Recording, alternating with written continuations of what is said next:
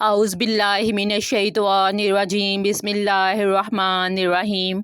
अस्सलामु अलैकुम। मेरे चैनल का नाम कुरान खुशहाली का सबब है। हम सूरह बकरा की तर्जुमा तफसीर बयान कर रहे हैं।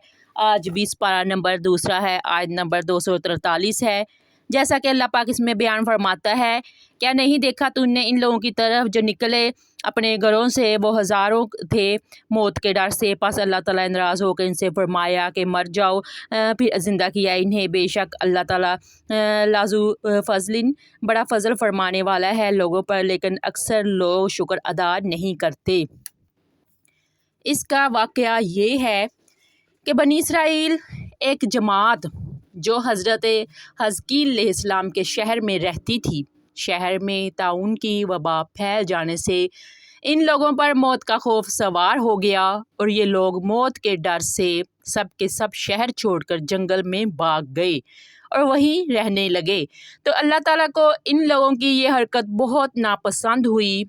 चुनाचे अल्लाह ताला ने एक अजाब का फरिश्ते को इस जंगल में भेज दिया, जिसने एक पहाड़ की आड़ में छुप कर चीख मारकर बुलंद आवाज़ से ये कह दिया कि मूतू यानी तुम सब मर जाओ।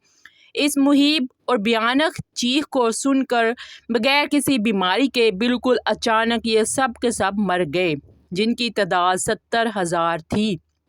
इन मर्दों की तादाद इस कदर ज़्यादा थी कि लोग इन मुर्दों की तादाद इस कदर ज़्यादा थी कि लोग इनके कफन व दफन का कोई इंतज़ाम नहीं कर सके थे। इन मुर्दों की लाशें खुले मैदान में बेगौरो कफन 8 दिन तक पड़ी पड़ी सड़ने लगी और बेइंतहा बदबू पूरे जंगल बल्कि इसके तराफ में बदबू पैदा हो गई।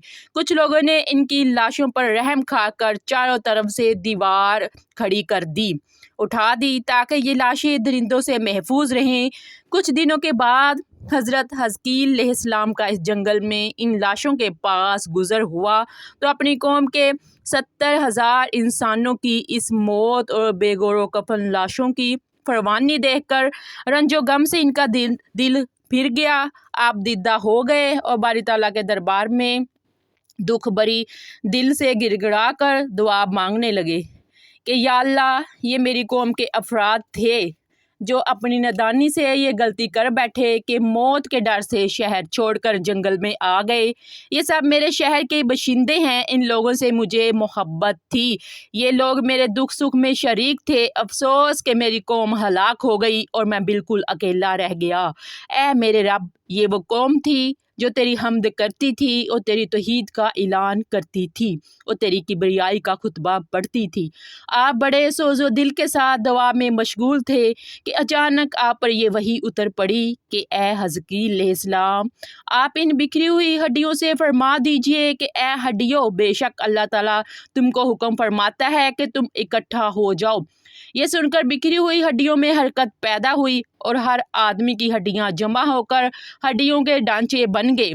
फिर ये वही आई कि ए हज़कील, आप ये फरमा दीजिए कि हड्डियों, तुमको अल्लाह का ये हुक्म है कि तुम गोश्त पहन लो। ये कलाम सुनते ही फ़ौरन हड्डियों के ढांचों पर गोश्त पोश्त चढ़ गए।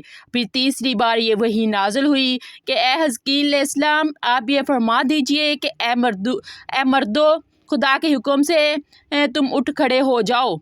चुनाचे आपने ये फरमाया तो आपकी ज़ुबान से ये जुमला निकलते ही 70,000 लाशें ये पढ़ते हुए खड़ी हो गई, सुबहानक अल्लाहुम्मा व बिहम्दिका वला इलाहा इल्ला अंता। फिर ये सब लोग जंगल से रवाना हुए और अपने शहर में आकर दोबारा आबाद हो गए और अपनी उम्रों की मुद्दत पर ज़िंदा रहे। लेकिन इन लोगों पर इस मौत का इतना निशान बाकी रह गया कि इनके और इनकी औलाद के जिस्मों से सड़ी हुई लाशों की बदबू बराबर आती रही और ये लोग जो कपड़ा अभी पहनते थे वो कफन की सूरत में हो जाता था और कब्र में जिस तरह कफन मैला हो जाता है, ऐसा ही मैलापन इनके कपड़ों पर जाहिर हो जाता था।